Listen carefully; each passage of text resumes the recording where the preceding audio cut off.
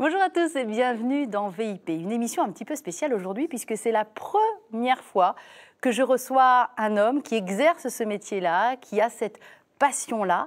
Il s'appelle Guy de Saint-Cyr, il est volcanologue. Guy de Saint-Cyr, bonjour.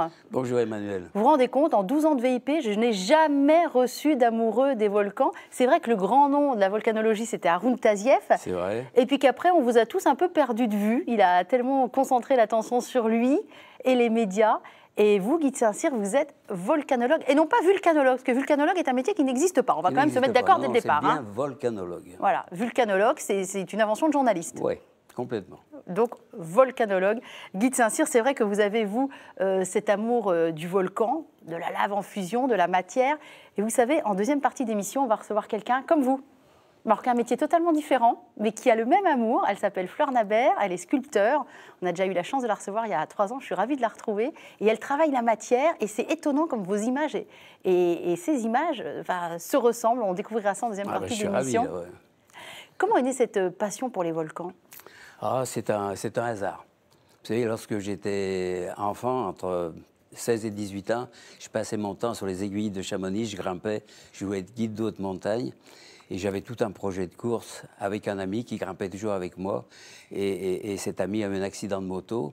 Et tout ce projet de course est tombé à l'eau. Et j'avais pas envie de grimper tout seul. J'avais l'habitude de grimper avec lui. À ce moment-là, il y a eu un petit article sur le Progrès de Lyon qui disait que le volcan Stromboli était rentré dans une phase d'intense activité explosive et qui pensait évacuer une partie de la population. Je me suis dit, un volcan, une montagne vivante, la lave, je voudrais voir ça. Et je suis parti avec un autre ami, et c'était en 1958, donc oui, c'est loin.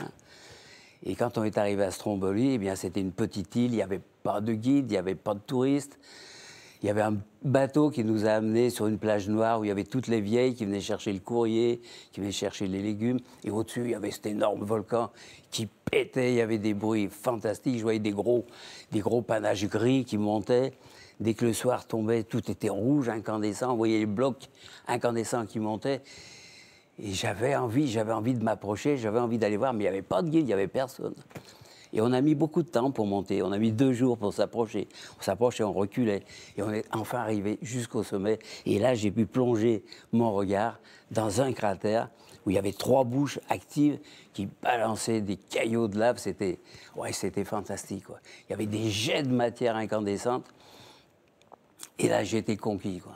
Je crois qu'à partir de ce moment-là, je me suis dit, maintenant, je vais redevenir sérieux. Je vais faire des études. Et je veux étudier les volcans. Ça a été, voilà, tout de suite, ça a été la révélation. Oui, parce que ce que dit pas Guy de Saint-Cyr, là, c'est que pendant qu'il allait grimper dans les aiguilles à Chamonix, il n'était pas sur les bancs de l'école. Et donc, les pères et les frères chez lesquels vous avez été éduqués vous ont plus ou moins viré ensuite de l'institution. Voilà, parce qu'il n'était pas très sérieux, ce gamin, quoi. L'école de la salle, oui, ils m'ont viré en me disant, non, ça va plus, retourne dans tes montagnes. Alors, c'est vrai que ces images, on les a toutes un petit peu en tête, et pourtant, il y a une sorte de fascination à chaque fois qu'on les revoit. Vous avez fait beaucoup de documentaires, donc on avait toute une matière de pouvoir extraire de belles images. Donc je vais proposer quand même qu'on en regarde. C'est extrait d'un documentaire qui s'appelle « Sur les volcans du monde, Afrique de l'Est, les volcans géants ». Et là, vous nous emmenez sur un volcan qui s'appelle le Nirwa-Congo, qui est donc en République démocratique du Congo. C'est une randonnée de nuit avec, donc vous marchez, je crois, 6 heures, avec vue sur le lac de lave. Un lac de lave fantastique. Voilà. Il y a 5 lacs de lave à la surface de la planète, et celui-ci, c'est le plus grand. Voilà, il fait 320 mètres de diamètre, et il bouillonne en permanence. Il est à 1300 degrés. Il y a des fontaines de lave qui jaillissent. Vous allez voir, c'est fantastique. Alors, on regarde les images. Merci. Ça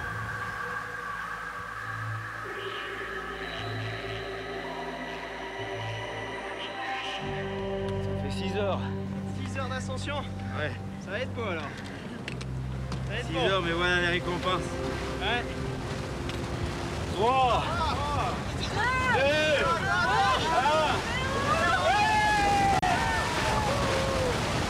Regardez! Le plus beau spectacle de la planète. Il est là. Quel du bonheur!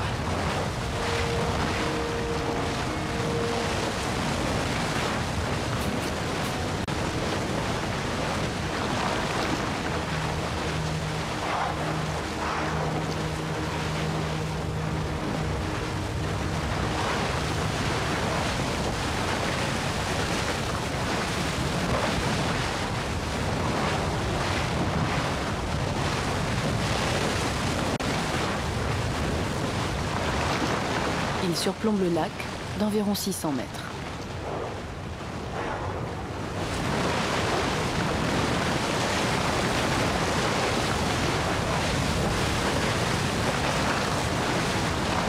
Rendez-vous compte, ça on est en face du plus grand lac de lave de la planète.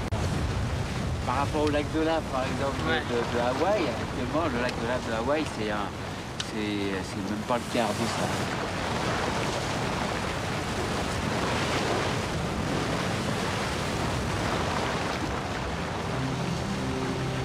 Regarde la fontaine qui démarre.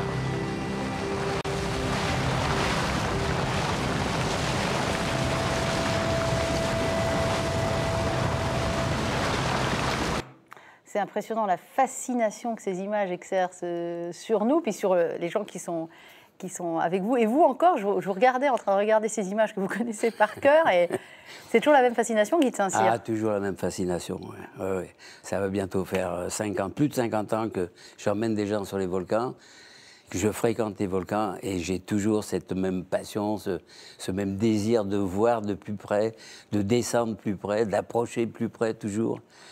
Ouais, ça, on a un peu, pardon, mais c'est un peu la représentation, si l'enfer existe, qu'on se fait de l'enfer quand même. Un peu, oui, ouais. Tout à fait. Vous devez y penser souvent quand même. Oui, mais justement, je me dis, moi, l'enfer, en fond, ça me plairait bien. Hein. Ah bon? Ça fait peur quand même, parce que c'est toujours cette limite entre s'approcher et ne pas basculer non plus, voilà. Aller au plus proche du précipice, c'est la théorie du précipice, et en même temps, il ne faut pas tomber. Exact. Et vous avez quand même échappé 17 fois à la mort. Vous le dites d'ailleurs dans ce livre qui est sorti en octobre 2014 aux éditions de La Martinière, D'un volcan à l'autre, les aventures d'un chasseur de lave, où vous racontez quelques-unes des fois où vous avez échappé à la mort, mais pas les 17 fois. Vous avez fait preuve d'une chance insolente sur les volcans. Vous auriez dû mourir il y a tellement longtemps. C'est vrai, j'ai eu beaucoup de chance, oui. J'ai eu beaucoup de chance. J'ai eu beaucoup de chance et je m'en rends compte, hein, je m'en rends compte maintenant. Mais c'est un danger un petit peu, dans le sens que ça donne une certaine philosophie de la vie. On se dit maintenant, tout ce que je vis, c'est en plus, c'est durable, c'est offert. Donc je vais en profiter encore plus, quoi. Vous voyez ce que je veux dire? Il y a deux choses qu'il faut quand même expliquer vous concernant. La première, c'est que c'est une aventure familiale, parce que votre épouse vous a totalement suivi. Complètement. Vos deux enfants, une fille et un garçon, vous ont suivi aussi. Vous avez maintenant un petit-fils de 21 ans qui se met droit dans les traces de son grand-père. Ça, c'est une première chose. Et la deuxième chose, les gens qu'on voyait sur le volcan avec vous sont des volcanophiles. Ce sont des volcanophiles. C'est-à-dire des touristes des volcans, parce que vous avez créé une agence. Ils sont passionnés par les volcans. Vous avez créé une agence en 83, hein, je crois. Il y a maintenant, ça fait 33 ans. C'est une agence de tourisme pour les volcans. Ouais, exact. C'est pas plus compliqué que ça. Donc alors il y a différents styles de voyage. Hein. Il y a les voyages très prévus à l'avance, puis il y a les voyages éruptions. Voilà, c'est le spécial éruption. Dès qu'il y a un volcan qui entre en éruption, tout de suite on part. Alors racontez-nous, parce qu'il y en a un qui vient de rentrer en éruption il n'y a pas si longtemps que ça, là, de Voltran à Sumatra. Il y a le Sinabung actuellement à Sumatra. Avant, il y a eu le Badarbunga en Islande. Et avant encore, il y en a eu le Fogo aux îles du Cap-Vert. Le Fogo aux îles du Cap-Vert, on est arrivé 4 jours après le début de l'éruption. C'était énorme, c'était gigantesque. On était tout seul, on était au pied du volcan, on a fait des images, on a vécu des moments exceptionnels, vraiment exceptionnels. Alors quand c'est comme ça, ce sont des gens qui ont déjà fait des voyages avec vous et vous savez à peu près qui appeler en disant lui ça va l'intéresser, tel client, tel client, tel client. Oui, et on part, le sac à dos est prêt, les chaussures sont prêtes, on pose des RTT, on y va. Exact. Ils ont affiché, nous on a un fichier de, on va dire 300, 400 noms à peu près, de gens qui ont des professions libérales la plupart du temps, qui peuvent partir n'importe quand, qui sont libres, ou des jeunes retraités aussi. Leur sac est prêt, on envoie un email très rapidement, tout de suite ils téléphonent. Genre il y a 10 places, les 10 premiers qui répondent. 12 places et on part. Voilà. Souvent on en fait plusieurs. Hein. Mais alors, ce qui est incroyable, c'est que, pour tout vous dire, pour être honnête, Guy de Saint-Cyr, quand j'ai lu votre livre, donc vous avez choisi peut-être 5 ou 6 épisodes où vous avez échappé à la mort, que ce soit seul, avec des groupes ou en famille. Et celui où vous avez échappé à la mort en famille, c'est quand même assez terrifiant. Et là, je me suis dit, mais Hollywood, ils n'ont rien compris avec leurs films catastrophes dans l'espace, machin, bidule. Mais il irait le bouquin de Guy de Saint-Cyr, il y a de quoi faire un film à gros budget et rentable, hallucinant. Je crois que ça serait difficile à rendre vraiment la réalité de la chose. C'est sur quel volcan? Moi, je crois que c'est l'aventure qui m'a peut-être le plus marqué dans ce que j'ai lu, où vous êtes en famille, donc votre épouse, vos 2 enfants, déjà grands, vous voulez camper en haut du volcan, et votre femme, sans vous expliquer pourquoi, vous dit que c'est hors de question, une sorte de pressentiment. C'est au bord du lac de lave à Hawaï. Ah, c'est ça. Ouais. Exact. Et elle refuse catégoriquement. Et à un moment, une femme, quand elle dit non, elle dit non. Hein. Ah oui, ça a été la bagarre pendant un moment, mais c'est elle qui a tenu bon. Et en fait, c'est elle qui a eu raison, quoi. Et il a fallu partir. Donc Parce que vous avez dormi, vous avez planté votre tente un peu plus loin. Ah oui, la tente, elle était à 3 km à peu près du cratère. Voilà. Donc vous cédez, parce qu'il faut toujours qu'un homme cède à un moment dans le couple, Voilà. c'est logique. Voilà. Vous cédez, vous faites une erreur de débutant, vous ôtez vos chaussures pour dormir là où personne d'autre ne les a ôtées. Exactement. Vous vous serrez tous les 4 dans cette petite tente et le volcan entre en éruption. Et là, qu'est-ce qui se passe? Et il y a des coulées de lave qui descendent, mais presque silencieusement. On entend du bruit comme ça dans un demi-sommeil. On se dit, tiens, il faut aller voir, il faut voir ce qui se passe et tout. Et d'un seul coup, je vois la tente qui est bleue, qui devient violette, une sensation de chaleur. L'ami de ma fille qui était avec nous ouvre la tente et je l'entends encore dire, la lave, sortez. Il a eu le temps de sortir. Moi, ma fille est sortie, moi je suis sorti en 3e.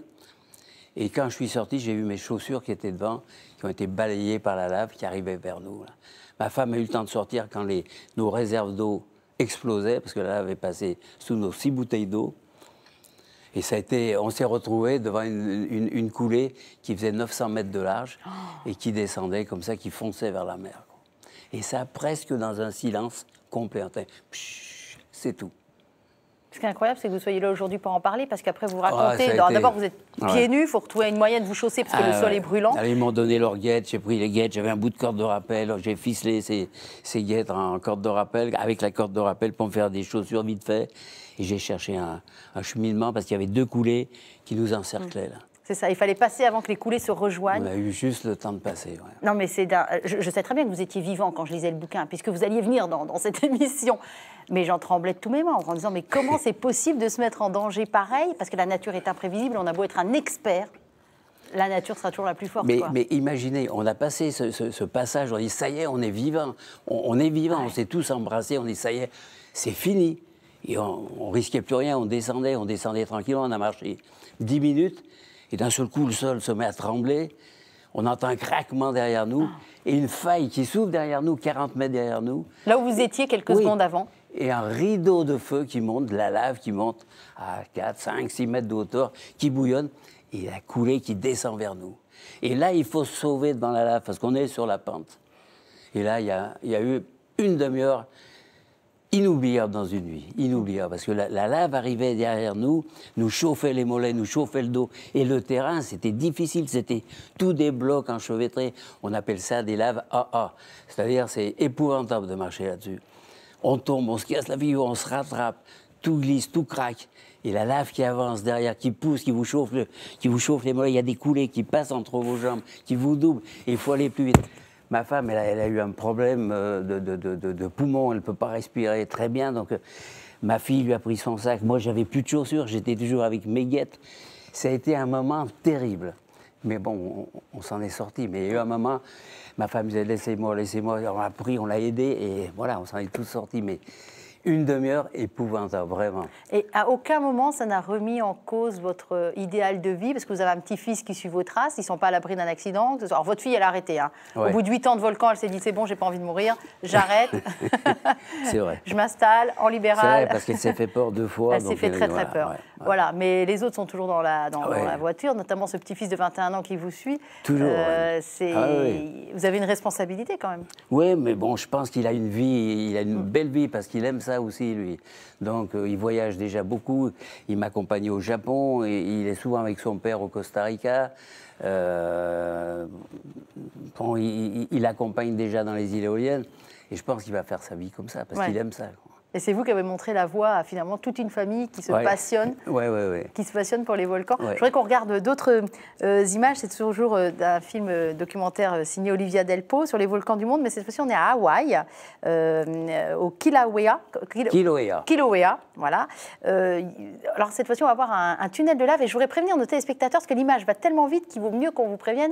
Vous allez voir un moment, on a Guy sur l'image, Guy de Saint-Cyr, qui va jeter un bâton dans une marmite ou de lave? Non, c'est un tunnel de lave, mais qui est plein de lave qui descend. C'est des tunnels énormes, comme un tunnel de métro. Hein. Voilà, et donc vous jetez un bâton, et ça va très très vite. Hein. Il faut bien regarder l'image, la vitesse à laquelle le bâton est avalé. Ça fait juste peur, on se dit juste, il ne faut pas qu'il tombe, lui. C'est ce qu'on appelle un skylat, c'est un toit de tunnel qui est effondré. Voilà, on est au-dessus d'un tunnel, le toit s'est effondré, il y a un trou, Et la lave, on voit la lave qui défile Qui passe en dessous. à 5-6 km/h à l'intérieur. Voilà. On va regarder ces images avec vous, Guy de Saint-Cyr. Par rapport à ce que je vois en surface, je dirais que c'est un tunnel qui fait au moins 6 mètres de large, 6-7 mètres de large. Tu vois, on voit la voûte là qui va jusque là-bas. Là. 6-7 mètres minimum. À partir d'ici, attention, parce que le sol est chaud. Donc on prend appui sur la canne et on essaye de ne pas glisser. On essaye. Vous entendez, on dirait de l'eau qui coule. Écoutez.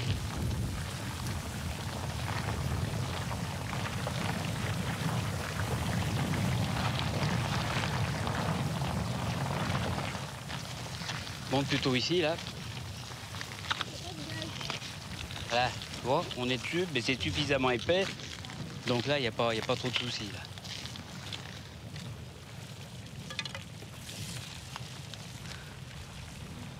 T'as vu la vitesse où il est parti, le bâton? Ah oui, là, il y a du courant. Il y a du débit, hein. Ah oui, il y a du débit. Ça doit faire 3-4 fois que je vois ces images, j'arrive toujours pas à voir le bâton qui part tellement il part vite. Il part tellement vite, on voit rien. Ah oui, non, c'est impressionnant. Mais c'est vrai que vous tutoyez la mort quasiment au quotidien, avec un certain bonheur, parce que vous vous en tirez bien. Tout le monde ne s'en tire pas aussi bien que vous. Hein. Vous racontez une histoire dramatique d'une certaine Christine qui avait voulu... Catherine, pardon, oui. Excusez-moi. En plus, je voulais lui rendre hommage, qui a disparu lors d'un voyage et que vous avez été recherché un nombre incalculable de fois, parce qu'elle a disparu de manière inexpliquée. Ouais. Et on sent que c'est quelque chose qui vous a obsédé et sans doute qui vous obsède encore de perdre quelqu'un pendant un voyage. Oui, ma femme m'a dit, tu as commencé à vieillir ce jour-là. Et c'est vrai, ouais, je pense que vraiment, j'ai passé 6 ans terribles. Ouais. 6 ans à rechercher son corps. 6 ans à chercher. Il était évident qu'elle n'était plus vivante. 6 ans, je la cherchais. Et on l'a retrouvée dans un canyon. C'est inexplicable, cette histoire, inexplicable. Parce que cet endroit, on l'a survolé en hélicoptère, plusieurs fois. On ne l'a pas vue, elle avait un pantalon bleu, elle avait un t-shirt bariolé, on aurait dû la voir. On ne l'a pas vue. Parce que déjà inexplicable, c'était sa disparition. Quelques secondes avant, elle est avec vous, quelques secondes après, vous ne la trouvez plus nulle part. Le groupe ne la trouve pas. Non, disparu. Disparu, ce n'est pas le terme, c'est volatilisé. Vraiment, volatilisé. Il y a vraiment des fois, on est confronté au mystère. Vous n'êtes pas spécialement croyant. Et vous êtes confronté des fois à des mystères qui vous dépassent. Complètement. Et vous avez eu la gentillesse d'apporter un livre que vous avez écrit, qui est sorti aux éditions Milan, Couleur Volcan, Guy de Saint-Cyr. Il y a une photo dans ce livre assez incroyable. Je vais la montrer et pendant ce temps-là, vous nous expliquez l'histoire. Voilà, on ne demande à personne une explication parce que personne ne l'aura de toute façon. Mais vous, Guy de Saint-Cyr, vous nous expliquez cette histoire. Donc je vous montre une photo qui est principalement rouge quand même, c'est de la lave. Hein. C'est un lac de lave, c'est un gros plan sur un lac de lave, sur un volcan qui s'appelle le Bembo, au Vanuatu, sur une île qui s'appelle Ambrim. Et là, il y a un petit village qui est au pied de ce volcan. Et ce volcan était toujours interdit parce que c'est le domaine des esprits en haut. Et pour avoir l'autorisation pour monter la première fois, approcher ce lac de lave, j'ai dû demander à un sorcier, à un deuxième sorcier, à un troisième sorcier, ensuite au chef du village, et j'ai eu enfin l'accord. Donc on est monté au sommet, et après, au sommet, on a fait des photos, et après je suis redescendu pour demander l'autorisation de m'approcher, de descendre un peu plus bas pour faire des photos. Ils ont accepté. Et là, j'ai fait toute une série de photos, et lorsqu'on a sorti ce livre, j'ai envoyé ces photos à l'éditeur qui m'a dit, écoute Guy, il y a une photo étonnante, est-ce que tu l'as retouchée, c'est une diapositive? Non, j'ai rien fait, j'ai rien retouché, et il me l'a envoyé. Et voilà, si vous voulez, l'histoire dans le village. Alors la photo, je la raconte, hein, parce que c'est rouge, et un visage d'enfant se détache très nettement, nos téléspectateurs le voient sur la photo. Puis un visage de là-bas, c'est pas un visage européen. Hein, voilà, exactement. Qu'est-ce que c'est que ce visage d'enfant dans de la lave? Et dans ce village, vous voyez, il y a depuis toujours, les gens disent que là-haut, l'âme des enfants est là-haut, vit dans ce lac de lave. Quand un enfant naît, son âme sort pour venir habiter l'enfant. Et quand il meurt, l'âme retourne dans le lac de lave. On se dit c'est une très jolie légende. C'est une belle légende. Ce sont des gens de là-bas. Bien sûr. Et là, voilà, je suis tombé sur cette histoire, je dis rien, je comprends rien. Voilà, je montre et Hasard ou nécessité, on ne saura jamais. On ne saura pas. Mais en tout cas, c'est... Mais c'est étonnant, c'est tout ce qu'on peut dire. On est confronté à des mystères, évidemment, comme cela. Il y a des images qui vous ont marqué, j'imagine, plus que d'autres, en 50 ans d'aventure. Est-ce qu'il y a un moment qui vous accompagne, un joli moment, un moment, je ne sais pas s'il sera doux, il sera violent, mais qui vous accompagne à chaque fois, une image forte? Oh, vous savez, j'en ai beaucoup. Accumulé beaucoup, bien sûr. J'en ai beaucoup, des images fortes. J'ai eu des coulées qui sont ouvertes très rapidement, comme ça. Et une coulée, notamment à Hawaï, qui a failli nous encercler. Et l'image, je crois, la plus forte, c'est la coulée qui, un jour, m'a encerclé. J'allais photographier des coulées de lave qu'on appelle des robinets, c'est-à-dire des coulées sous... imaginez un tunnel de lave empli de lave en fusion qui sort sous pression, qui sort presque à l'horizontale et qui plonge dans l'océan. Ça, c'est un spectacle prodigieux. Donc on s'avance pour faire ces coulées, pour faire ces photos. J'étais seul, j'avance. Et puis on ne pense plus, quoi. On ne pense plus qu'à ça, on ne pense pas à ce qui se passe derrière. Et derrière, il y a une coulée de lave qui m'a coupé la route. Malgré le métier, malgré la fascination, fait que... Ouais. Alors d'un côté, j'avais l'océan qui, lui, est à 85, 90 degrés, parce que toutes les coulées se jettent dans l'océan. En face de moi, j'avais une falaise surplombante. Et puis derrière, il y avait cette coulée de lave. Et là, on sait qu'on va mourir. Et là, on sait qu'on va mettre du temps à mourir, peut-être 1 heure, 1 heure et demie, parce que la coulée s'approche vers vous, et la mer monte, et qu'on va être coincé à un moment. La seule solution, c'est de la traverser. Mais il faut du temps avant de se décider à la traverser. À traverser la coulée de lave? À traverser la coulée. Mais comment on fait pour traverser une coulée de lave?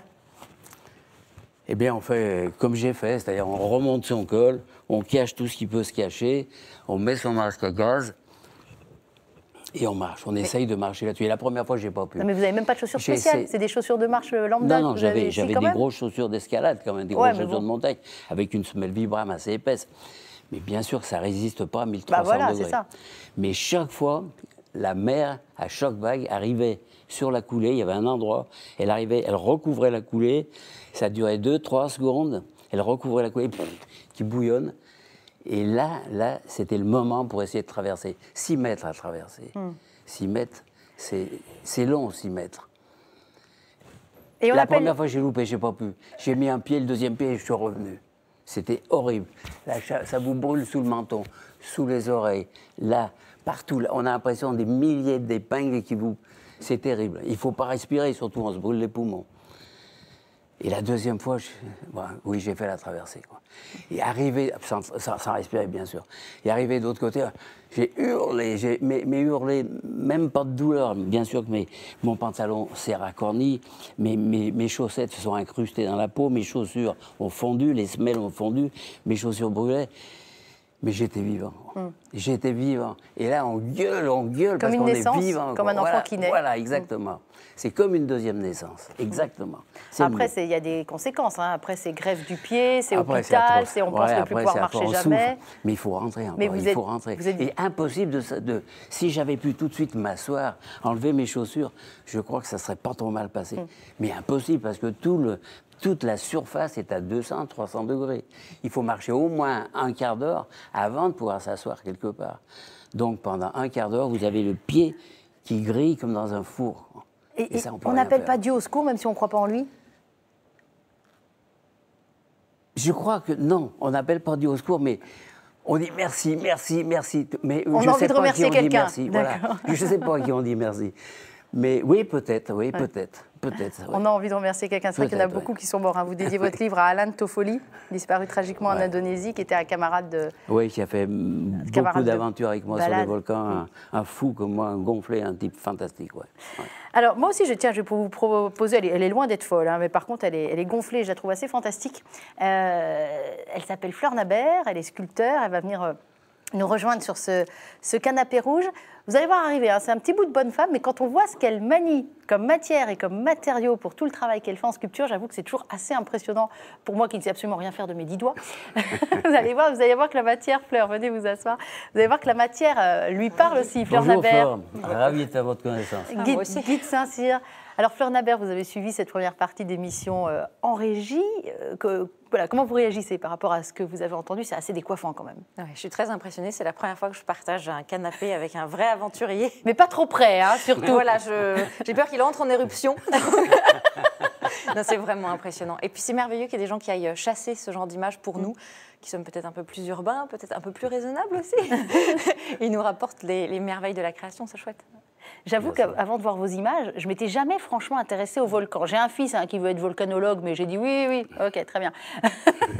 Là, ça m'inquiète plus parce qu'il va regarder l'émission, donc je suis un peu plus inquiète maintenant. C'est bien. Il va contracter le virus. Mais c'est vrai que même nous qui ne sommes pas forcément attirés naturellement vers les volcans, il y a une sorte de fascination aussi pour le visuel et la matière, quelque part. Oui, justement, la matière, il y a une certaine similitude quand même. Lorsque vous voyez la lave qui coule, il y a une petite croûte, pas une croûte, une pellicule, je veux dire, qui se forme et qui se distend. Et là, il peut y avoir un petit trou et ça y est, il y a un petit bras qui va sortir, et après un petit pied. Puis après, on arrive presque à avoir des corps humains, un peu comme on trouve à Pompéi. Vous savez, ça ressemble souvent à ça. Ouais. Alors on aura l'occasion. Je suis sûr que ça vous plairait. on va avoir l'occasion d'en reparler de la matière, parce qu'on a mis en parallèle un petit peu pour tout à l'heure des images à tous les deux qui sont assez impressionnantes à comparer. On va d'abord vous présenter un peu ce que fait Fleur Nabert. Fleur, quand on s'était rencontrés il y a 3 ans, dans cette même émission, vous étiez vous veniez de terminer le mobilier liturgique d'une église qui a été inaugurée entre-temps. L'église, c'était, redites-moi. C'était Notre-Dame du Sourire à Lisieux, qui a été inaugurée en décembre 2013. Voilà, donc on va voir maintenant des images, parce que on avait vu, on vous voyait, nous, dans votre atelier, on avait été tourner des images en train de finir, je crois que c'était le maître-autel, et là, d'un seul coup, c'est installé, c'est à Lisieux, c'est absolument magnifique, c'est un lieu de prière qui donne envie de prier, ça, il n'y a aucun doute là-dessus. Voilà, les images sont parties, je vais vous laisser peut-être nous les commenter. C'est vous qui avez créé ce mobilier liturgique. Alors en fait, c'est une petite chapelle qui est située à l'Ermitage à Lisieux, donc c'est tout près du Carmel. Et c'est un lieu extrêmement humble, tout petit déjà en taille, c'est pas du tout l'immensité de la basilique. Et c'est un lieu qui était qui n'avait pas vraiment été aménagé. Et on m'a demandé, enfin l'ancien recteur de Lisieux, le père Lagoutte, m'avait demandé de créer une chapelle donc autour de Notre-Dame du Sourire, donc de la Vierge du Sourire, celle qui voilà, fait de la grâce à Thérèse de lui offrir un sourire qui en fait la guérit. Et donc c'est une chapelle qui est tout dans des couleurs extrêmement claires. Ça se veut très paisible. On y est bien. On y est bien et apparemment, enfin voilà, des gens qui y passent d'un peu partout, on a à peu près cet écho-là. Ouais. Voilà, ils sont en paix, ils aiment bien y venir le soir. En fait, c'est aussi beaucoup un lieu qui est pour les pèlerins. Donc, en gros, le soir, ils peuvent avoir des temps de prière dans cet endroit-là, sans avoir besoin de retourner dans l'immensité de la basilique. Alors, il y a Notre-Dame du Sourire, mais il y a le cloître aussi. Et là, de façon beaucoup plus récente, puisque c'était le 1er octobre dernier, on a inauguré donc le cloître de la Miséricorde. Alors c'est juste pour Guy, le 1er octobre, c'est la fête de Sainte Thérèse de l'Enfant Jésus, donc Sainte Thérèse de Lisieux. Voilà, c'est pas un hasard cette date. Et donc, vous avez inauguré le cloître, que vous avez aussi... Le cloître de la Miséricorde. Alors, rien à voir, c'est un lieu non cultuel, au sens où il n'y a pas de célébration, pas de messe, même pas au fond de prière au sens formel du terme. Et c'est un double espace avec une partie pédagogique et une partie méditative. Moi, j'ai fait la partie méditative. Et c'était vraiment un challenge parce qu'en fait, on m'a dit, voilà, Fleur, on aimerait bien que vous travailliez sur la miséricorde. Alors, on voit les images, c'est très beau, ce priant. Sujet difficile quand même, la miséricorde, en tout cas difficile à incarner. Ouais. Et en plus, il fallait que je travaille sur la miséricorde d'après la figure d'Henri Pranzini, qui est quand même un triple meurtrier, donc pas spécialement sympathique, qui a assassiné 2 femmes et une enfant. Donc voilà, quand on m'a dit ça, je me suis dit, mais on ne peut pas travailler sur autre chose, un autre sujet peut-être. Ce fameux homme criminel qui a été guillotiné, c'était la guillotine, et pour qui la petite Thérèse avait prié, en espérant qu'il ait un geste de repentance à la dernière minute avant que la guillotine lui tombe dessus. Ce qui a été le cas, il a embrassé le crucifix à la dernière seconde, et Thérèse a vu là une sorte de oui à sa vocation, finalement. Tout à fait. Ouais. Et c'est une sorte de... C'est un double message, c'est-à-dire qu'à la fois, bien sûr, c'est sur la future vocation de Thérèse et son intercession pour nous, mais c'est aussi une histoire de pardon, c'est-à-dire que ce personnage de Pranzini, qui n'a vraiment pas des allures très sympathiques, il a mis un genou à terre, il a demandé pardon et il a été pardonné. Et ça, c'est quand même une grande leçon qui est valable sous tous les temps, pour tout le monde, qui dépasse un peu les limites qu'on a habituellement. Et c'est pour ça aussi que c'est bien que ce soit un lieu non cultuel, c'est parce que n'importe qui peut venir là et prendre un temps de réflexion sur sa vie. On a tous des zones d'ombre. Et voilà, on peut aussi trouver un moyen d'éclairer ces zones-là par la miséricorde. Le pardon est une valeur évidemment catholique, mais bien au-delà qu'une valeur catholique. C'est une valeur tout court. Enfin, ça vous parle un peu, ce genre de lieu? Vous pourriez y mettre les pieds sans être forcément catholique? Bien sûr.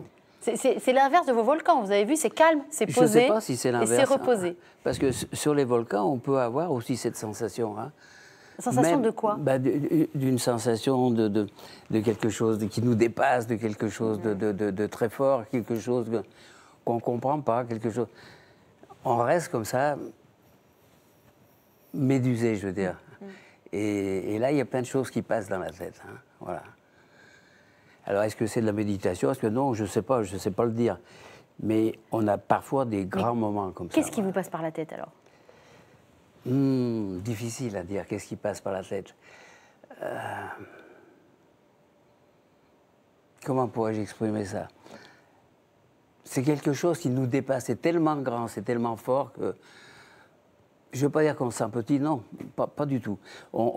Là, j'ai l'impression que je suis à ma place, je suis bien ici, mais j'en profite et comme je vous disais tout à l'heure, j'ai envie de dire merci, quoi. Mais merci à qui, je ne sais pas. Mais j'ai envie de dire merci parce que c'est trop chouette, quoi. C'est trop beau et c'est trop bien, quoi. Et mon bonheur à ce moment-là, et ça, pour moi, c'est le summum, c'est d'avoir des gens à côté de moi. Et c'est arrivé souvent qui me dit « Merci Guy, ce que tu nous montres là, c'est trop beau, c'est trop chouette. » C'est le partage de ce bonheur-là. C'est le partage. Ouais. J'ai vu des durs, des costauds, vraiment des méchants, des durs, pleurer devant un lac de lave, tellement c'est beau, quoi. Et mettre la main sur l'épaule comme ça, me dire « Merci Guy. » Et là, je suis payé. Là. Et vous, votre bonheur, il est où, Fleur, dans votre métier? Au fond, un peu dans cette même zone où tout d'un coup, on se retrouve face à plus grand que soi. Alors c'est difficile parce que moi, ça passe par mes mains, donc je sais que, entre guillemets, ce n'est que moi qui ai créé ça. Mais c'est vrai qu'il y a des gens qui ont des émotions devant un certain nombre d'œuvres, devant...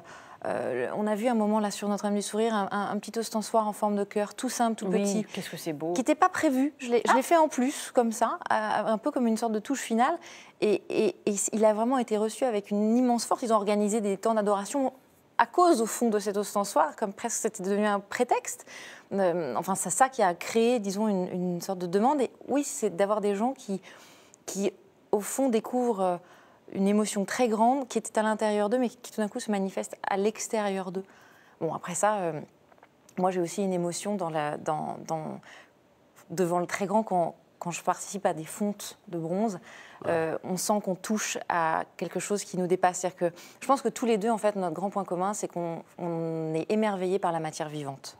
Voilà, parce que la lave est une matière vivante. Et moi, je suis un peu la seule à le voir parce que les gens, ils voient la sculpture finie, toute belle, toute bien, mais ça passe par des milliers d'étapes. On va montrer notamment une photo où on voit cette fonte, effectivement, mais moi, je vois de la lave. Ah, mais complètement. En réalité, c'est du métal en fusion. Ouais. Donc, c'est légèrement différent.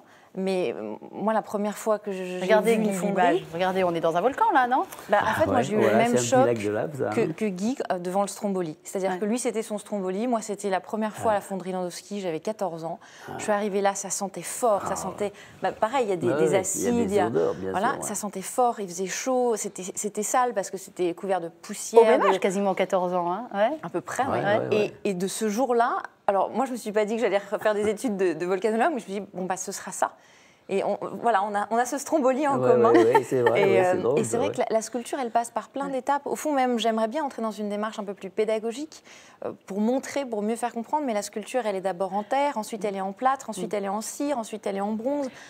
Alors, je parlais des images qui se répondaient entre vos deux passions et vos deux métiers. Donc là, on vient de voir une image Fleur Nabert. Je propose la même image avec des guillemets, Guy de Saint-Cyr, pour montrer un petit peu le parallèle entre les couleurs, entre les matières. Donc, je voudrais que l'image arrive où on est pareil, c'est cette matière que vous ne façonnez pas. Heureusement, Guy n'allait pas la toucher. Moi, ça veut dire, je ne la touche pas non plus. Hein. Oui, non plus, bien sûr, évidemment. Je ne peux pas, c'est des moments où on regarde. En fait. On va regarder un extrait. On va regarder un extrait.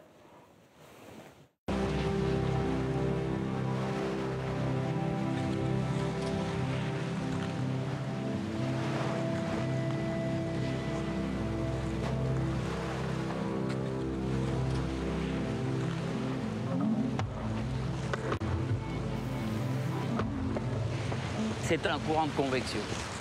Le magma chaud, léger, monte, s'élève, arrive en surface, coule en surface, se refroidit, devient plus lourd et s'enfonce. Et quand elles s'enfoncent loin ou elles se restent Et en surface? ils replongent à l'intérieur. Et ils refont, ils se remélangent Ah ouais, à nouveau. ils se redissent. Il se dissout dans le reste du magma. Mais n'oubliez pas qu'il est alimenté par une source profonde, Ouais. c'est-à-dire le réservoir magmatique et en dessous l'alimentation du rift.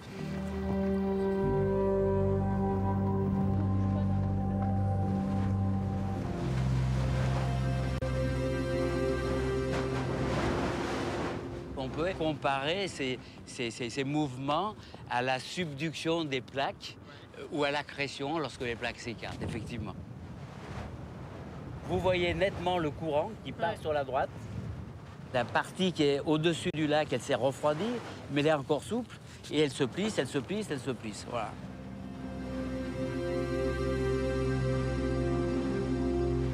Des images qui ont été tournées en Éthiopie. En Éthiopie, voilà. Sur le Erta. Sur le lac de lave de l'Erta. C'est là que vous voulez emmener Fleur, je crois. Voilà, et actuellement, c'est le moment parce que le lac est très haut. Avant, il était à 90 mètres de profondeur. Il est à 5 mètres sous nos pieds. 5 mètres à côté de nous. Ouais. Ah, c'est fabuleux. Vous avez envie de prendre la matière et vous pouvez lui donner des formes. Là. Bah, c'est vrai que le sculpteur essaye de discipliner quand même la matière, alors que là, il y a une contemplation de la matière telle qu'elle vit et telle qu'elle se forme elle-même.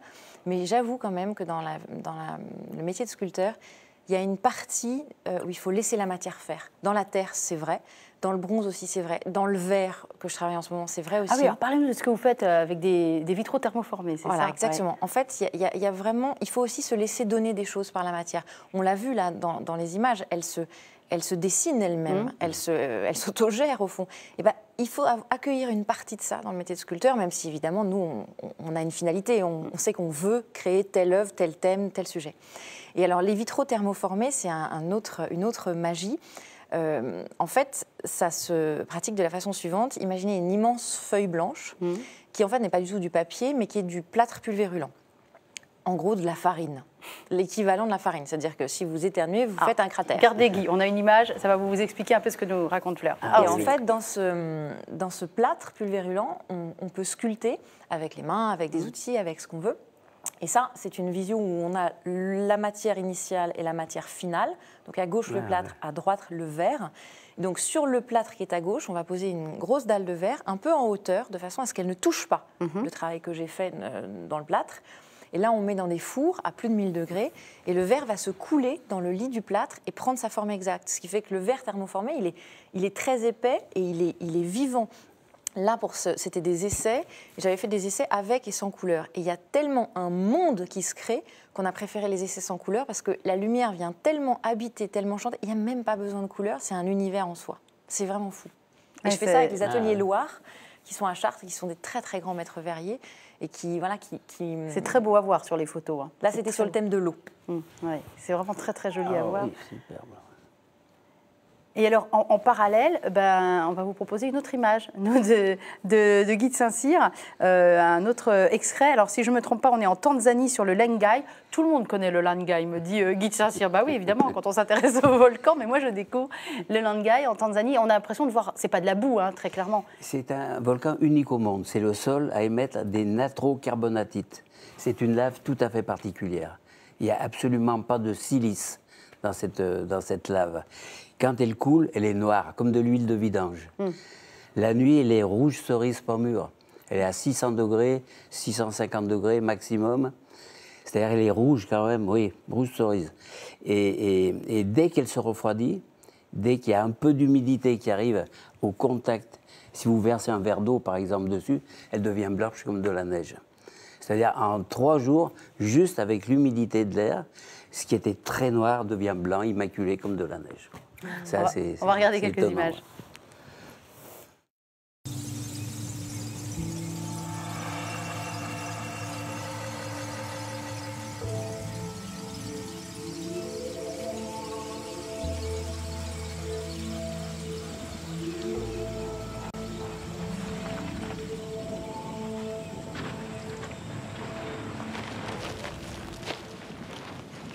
Juste en dessous de nous, là, il y a un petit lac de lave qui est en surplomb. Là encore, il y a une crevasse à peu près de 10-12 mètres. Là, et le niveau du lac est là. Et on l'entend. Tu l'entends, là? Écoute. Bon, là, faut pas s'approcher plus parce que tu vois, c'est hyper dangereux. Tout ça, c'est presque casser la figure. Tout ça, c'est en surplomb. Là.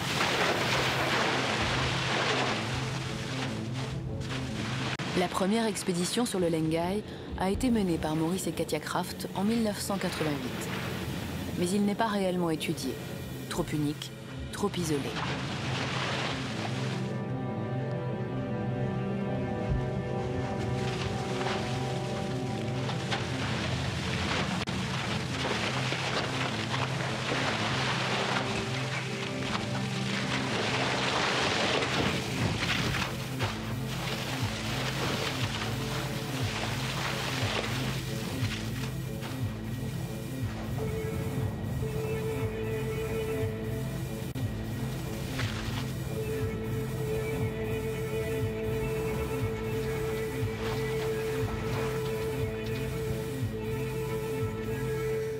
Voilà, et Guy nous rappelait, hein, tout ce que cette matière noire qu'on voit, c'est rouge la nuit et blanc dès que l'humidité arrive.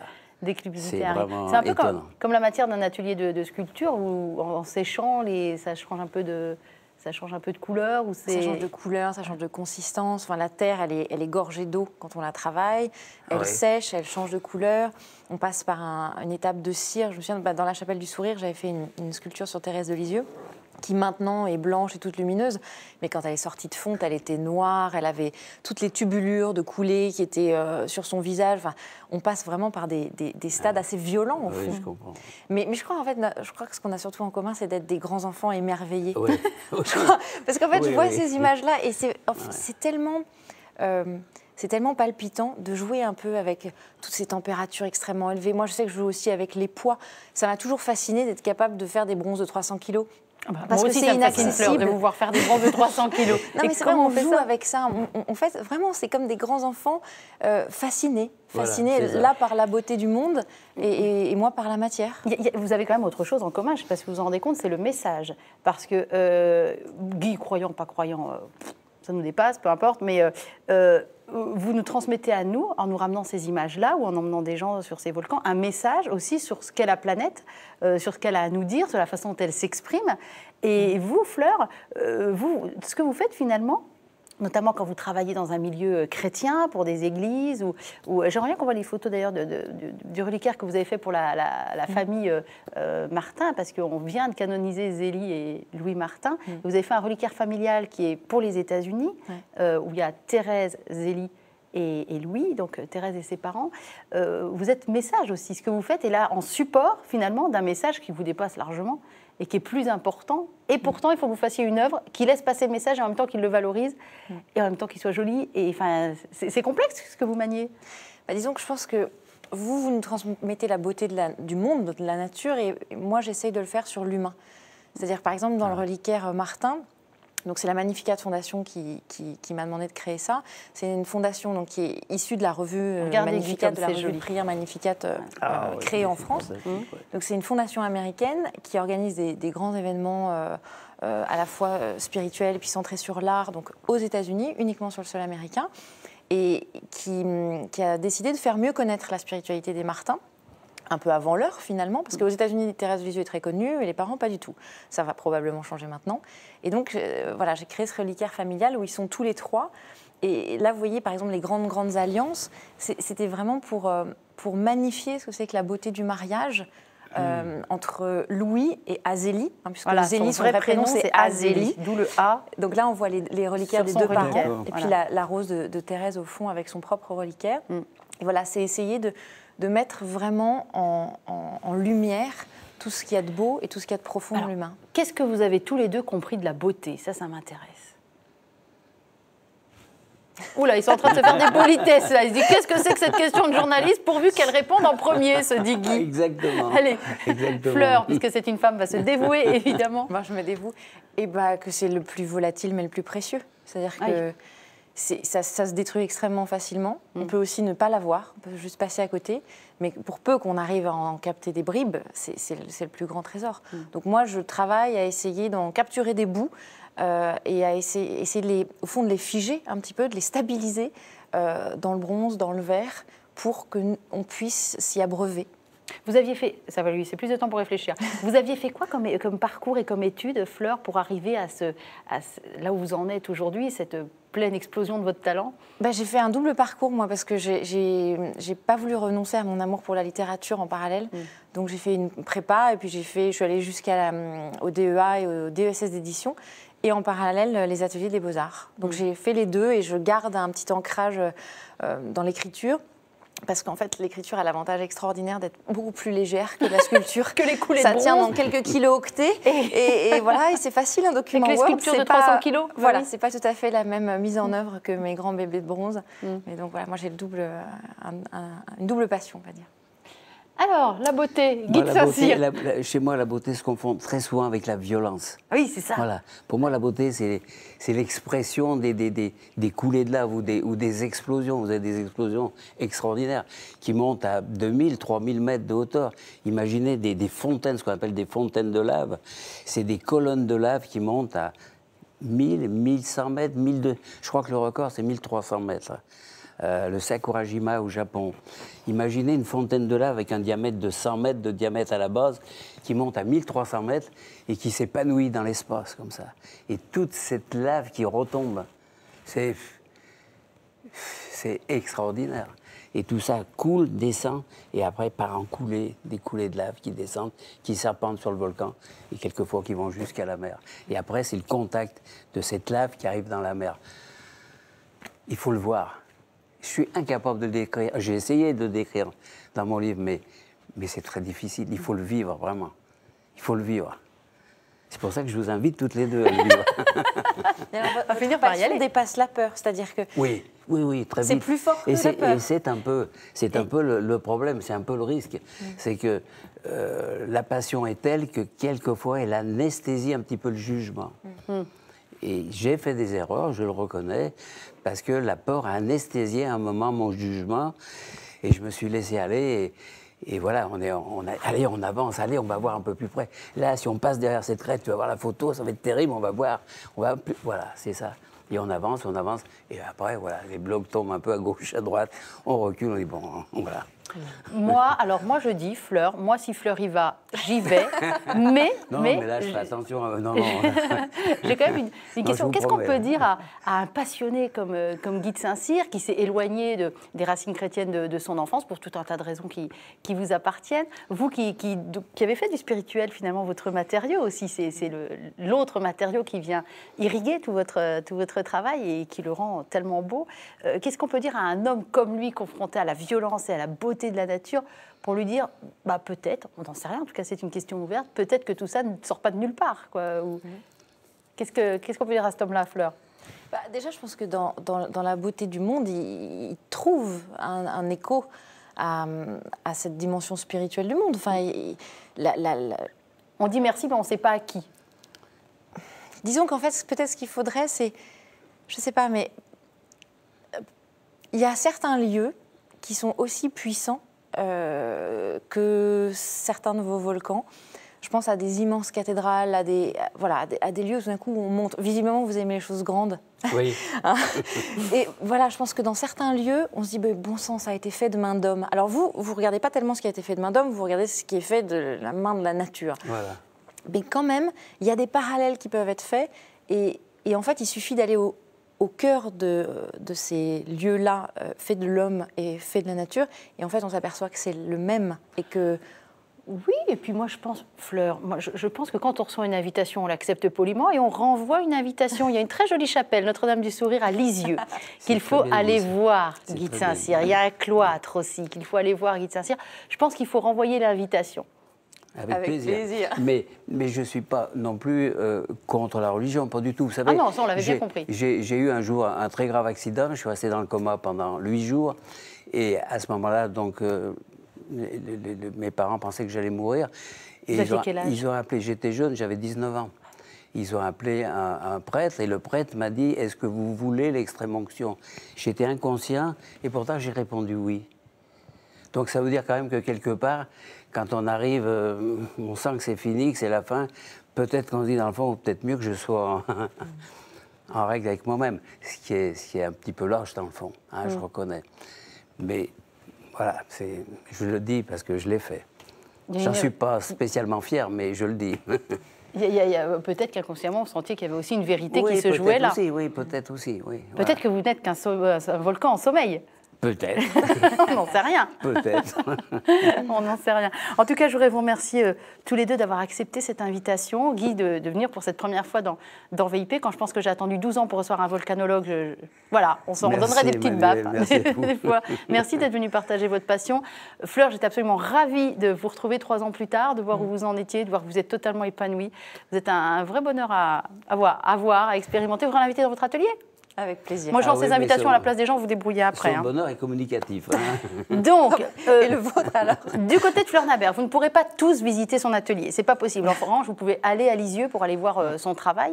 Ou sur le site, ça va même encore plus vite. Ou sur le site internet fleurnabert.com. Fleurnabert.com. Voilà, mais c'est bien aussi d'aller à Lisieux quand même. Oui. Moi, je trouve ça pas mal. On est en pleine année Martin. Voilà, en tout cas, bravo pour ce travail et vraiment, on vous souhaite. Et vous avez des projets en cours actuellement? Oui, j'en ai pas mal. J'ai des projets de vitraux thermoformés à Bellefontaine, des églises dans les 4 coins de la France. Oui, il y a beaucoup de projets. Ah oui, c'est ça, c'est qu'elle a été repérée. Elle ne la lâche plus, tout le monde la veut maintenant. Et puis évidemment, si vous vous intéressez à Guy de Saint-Cyr, il y a plusieurs choses. Il y a d'abord ce livre qui est sorti aux éditions de La Martinière, D'un volcan à l'autre, Les aventures d'un chasseur de lave, différents documentaires. Et puis, on ne fait pas trop de pub pour une agence commerciale, mais bon, on peut aller visiter les volcans. Voilà, on va dire ça. On va aller dire ça comme ça. Merci à tous les deux. Vous faites gaffe à vous. Hein. Bien sûr. Bien sûr. Promis, hein. Bien sûr. Qu'on n'apprenne pas de mauvaises nouvelles. Hein. Ouais, je vous tiens à l'œil. Hein. Merci beaucoup à tous les deux. Bon retour. Merci.